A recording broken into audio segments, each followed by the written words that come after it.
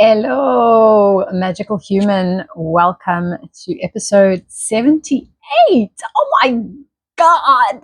Oh my God. So, yes, it's been 78 days, consecutive days, that I've been posting here, and insights and messages and forms of contemplation and insight have been unveiling and revealing themselves to me. There've been some really amazing days, and there's been some really, really challenging, dense days.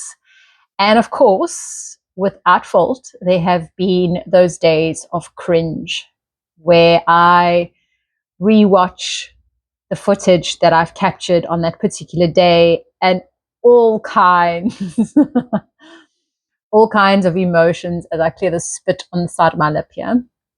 All kinds of emotions get evoked on some of those days where I literally feel like just crawling under some kind of blanket or rock or something. But I've stuck it out and I'm still here. And I'm so proud of myself. I know that for whoever is coming and finding this video and you haven't embarked and been part of the journey from episode 1 up until 78, which is today, this may seem like a completely arbitrary message. But for those of you who have been part of my journey from that starting point of episode 1 and have seen me navigate and transition and take one foot in front of the other as I continue these daily vlogs, I just want to extend my heartfelt gratitude and thanks. And I see you. If this is your first time here, halala, welcome. I promise to break your virginity ever so gently. And if you are returning back, you know how we do. As always, sunny bonani, dumalang goeie afternoon, bon dia.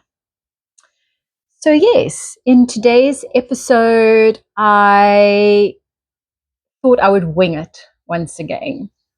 I'm starting to become a little bit more comfortable with just showing up here and letting the moment in time capture what needs to be captured. And it was so interesting because just as I was about to sit down, I saw 2 houses down that they are officially beginning to paint the house with a brand new coat of paint. And if you've been part of this journey for the last couple of episodes, you would have noticed how I make reference to not only once, but twice, the aspect and element and the importance of preparing the foundation before you overlay and paint with a new coat of paint. So that prior to episodes that are in the deck along my 178 episodes, there was reference made to, and you could actually hear it in some of the episodes where they were chipping away, and you could hear the sanding and you could hear the hammering and the chasing of the crack. And those episodes were all about the importance of preparing the foundation properly so that whatever comes after it has greater longevity and just lasts for a greater period and degree of time. And within those messages, as I check my sound, I was reminded of the analogy within my own life. And we are always so quick and eager to just want to move on to the next thing, right? And I feel that our exposure to many of the social media platforms, which we're very, very privileged to be a part of in this era of our beingness on this planet, primes you for that hunger and that expectation of always having things just arrive on your feed constantly, right? You're always wanting to get more information. Yeah. And I was so grateful for those 2 episodes that unveiled and revealed themselves to me as I was hearing the chipping and the sanding, and the importance of the foundation being prepared properly, because it really cemented and reminded me of the importance of exactly that. And for the last couple of days, it's almost been probably a week, 2 weeks, I've really felt the need to distance myself personally from social media. I'm already quite selective about which social media platforms I engage with. And ultimately, there's only really 2 that I engage with. It's this platform, which is YouTube, and it's IG. I really have tried the TikTok, and it's just, I'm not built for that. I come with a different operating system, and I definitely don't resonate with that particular platform. And the good old archaic, because that's what I feel like it is, Facebook obviously has its place, but I haven't been on that particular platform for quite some time. And when it tried to lure me back in around a year ago through the IG platform, it was so fascinating and interesting to just observe what was viscerally happening within my physical body. I saw that my reach went up quite a bit, but my energy was literally depleted. It was just the strangest experience. And it just made me very aware to become very selective of where I share content, share information, and most of my stories and posts are based and themed around transformation, growth, expansion, elevation, self-growth, self-inquiry. And I would hope to see it as something that's authentic, honest, but also upbeat. Upbeat. There is already so much darkness and denser content that is out there. And I guess I'm coming in with a bit of a counterbalance to that. And I guess I'm so grateful for this particular platform and this vlog, because what it has facilitated within my world is this balance and dichotomy of allowing for both those aspects and elements to reside within my own domain.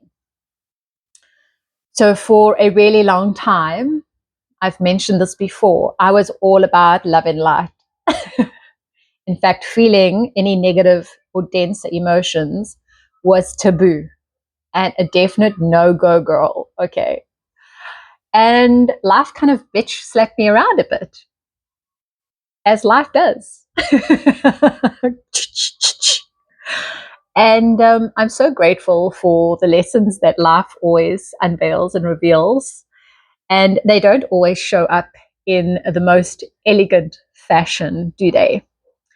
And I've come to be so appreciative of those more challenging, denser, tougher times. Because, you know, it's like, if you are familiar with the craft and the Japanese art of kintsugi, it's essentially when they take these beautiful, they're already so beautiful, beautiful porcelain pots or pieces, and they break them, they shatter them, and then they rebuild it back together again. So it's almost like a jigsaw and a puzzle, trying to figure out which piece goes with what. But what they use to mold or glue the pieces together is literally gold. So you end up with this beautiful, intricate, and unique golden thread that wields or combines all of those shattered pieces together, recreating the pot in just such a more beautiful way and in a significantly stronger and more durable way. And I can't help but think how we ourselves are kintsugi, if I'm enunciating that correctly. And it's not comfortable when it feels like the pieces of us are literally being thrown on the ground and shattered. You know, it's like a bitch slap. But with time and with every breath made and every conscious endeavor taken, we start to recreate and rebuild what we felt had been destroyed or broken within us, be it emotions, be it actual tangible experiences which evoke those emotions. But yes, I just find it such a beautiful and powerful analogy to draw on. And I always speak about this aspect and element of the importance of duality and us embracing not only the love and the light, but also those denser, darker emotions, you know, like fear and judgment. Because we are two sides of the same coin. And there's a lot of shadow that's coming to the forefront right now in humanity. There's a lot of files that are being opened and revealed. And it's been such an interesting observation just for me personally of how I'm just enabling that information to just be and sit with me. I never forget, I think it was in a wonderful book that was written by Neil Donald Walsh. He wrote a trilogy called Conversations with God, where he dictates a conversation that he's having with God, i.e. himself. And within that, he makes reference and he talks about the aspects and elements of Adolf Hitler and how we all have an adult, if we all have, I can't even say it right. We all have this, the propensity, or we all have the ability to be an Adolf Hitler. And there were certain circumstances, events, and experiences that led up to young, baby, childlike Adolf Hitler becoming probably one of the most powerful leaders in his time. The way he led his people is obviously questionable, but one cannot deny that all of that emotion that he felt and he was carrying within him was not powerful and wasn't used to do powerful things. But how we choose to wield and yield that power is perhaps where that special little aspect and element of consciousness resides and comes to the forefront, right?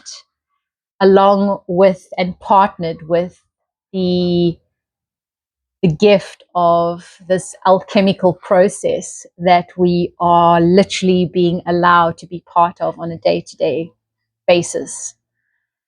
And I guess I would just like to shed some light on that, because we always come across, or we always want to be coming across as, you know, the more enlightened one, the one who has no shadow, the one who has everything shining, like the spotlight's always shining on you, right?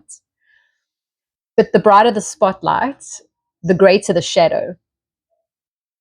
And that is something that I've really started to truly understand at a physical level and feel it viscerally within my body.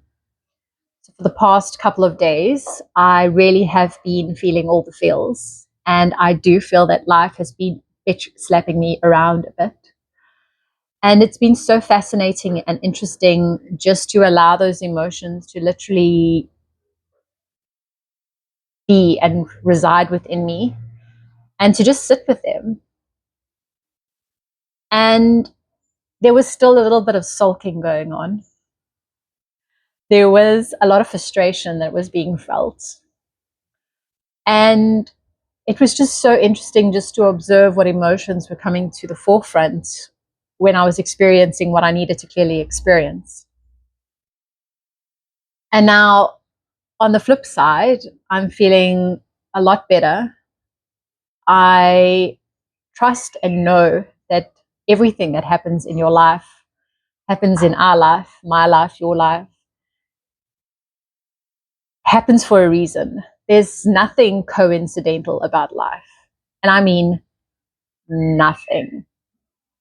The little things that you would deem to be insignificant or unrelated are just at a level where you haven't got that big picture comprehensive understanding of. But if you had to zoom up and out, you would completely see how those subsequent inconsequential moments in your life actually are highly important and are just part of the greater design of existence, your existence. So yes, I feel like I've been rambling a little bit, but I feel like I'm just sharing what I'm being called to share. I've just finished a podcast that I was watching with Robert Edward Grant. And if you don't know who that amazing human is, just do a simple Google search and you will learn and discover the magic and the unique essence that he's here to bring to this planet at this here now moment. And he was making reference to the power of the hero and the villain, the dark and the light, the yin and the yang. But the way he was describing it was completely done in a mathematical way, because he's a mathematician. Not sure what kind of a mathematician, but I'm sure if you go research him, you'll get a lot deeper information than I'm even able to supply here. But yes, it kind of just, it was something that I really needed to hear, because after having gone through these really challenging past couple of days and almost seeing those villain aspects and elements coming to the forefront, the episode was not coincidental in finding me. It found me at the perfect moment, and it found me at a moment in time where I was receptive to at least listening to it properly and listening to it in a way that was of purpose and of service to myself and my expansion and my growth and my understanding of this thing we call universe, you know. And we always think about the universe being out there. You know, it's out there. If you look at the heavens, it's up and out there. And I just want to also remind you in this here now moment, as I check the time, that you are the universe. You are the universe inversed. And everything that resides outside resides within you. Just think about the elements. Something so simple for me, because I am a little yogi and I really have taken on this beautiful practice of yoga and how they speak about the elements in particular. You know, the air, the fire elements, it's all on your fingers. So we've got fire, we've got air, we've got ether, we've got earth, and we've got water. So these are just the 5 elements. It's not the whole periodic table. It's just the 5 elements. And how those 5 elements that reside outside in our external environment are elements that literally reside within us. not woo-woo stuff. It's real, it's tangible, it's measurable. And just think about those emotions. Just think about, when you're feeling anger, rage, frustration, like, what does that start to evoke? When you do certain movements, when you're in certain postures or practices, you can literally feel the energy and the heat start to rise within you.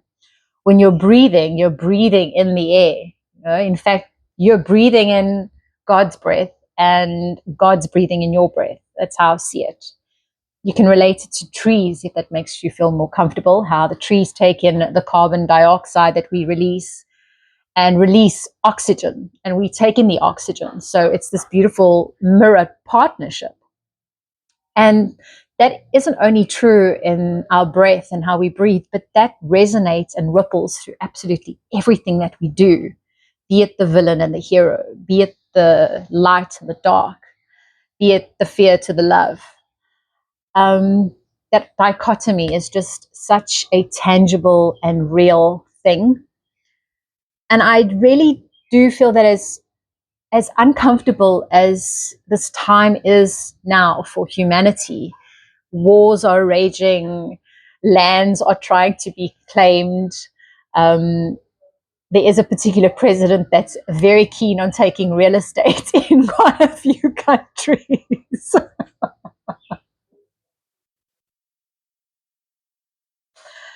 And isn't it amazing how we literally just seeing it play out before our very own eyes, And not to say that the shadow's always been there, always. In fact, I believe there's even been darker and more shadow in the past. I think about days of the witch hunts and the pagan time, and how you couldn't even look a certain way because they would be like, witch. So I think we've really grown as a species, and we're just at a juncture and a point in time where the darkness is being illuminated and brought to the forefront of everyone's awareness, because the light is just starting to become so much more prevalent, and there's more literal light entering our solar system and entering our planet specifically. So yes, magical human, I feel like I've shared all I need to share for this particular discussion and conversation in this here now moment. And I would really so value and honor your comments, your thoughts, your opinions. And yeah, I would really like to, even get a little bit of a conversation started, or perhaps there's something that you drop in the comment that sparks another episode or another form of contemplative rabbit holes to go down, or powerful insights to arrive at. So yeah, like, subscribe, do all those things. As I turn and watch them paint that new coat of paint on that house, the foundation has clearly been prepared, and now the new coat is arriving. So I almost feel like that's a little message from the divine, specifically to me and whoever else is finding this message. And as always, continue to sow those seeds, allow for the flow and magic of life to find and guide you, so that you may ultimately grow, illuminate, and glow. Until tomorrow's episode, stay magical, keep your heart open, and allow the delight of life to find you. Until tomorrow.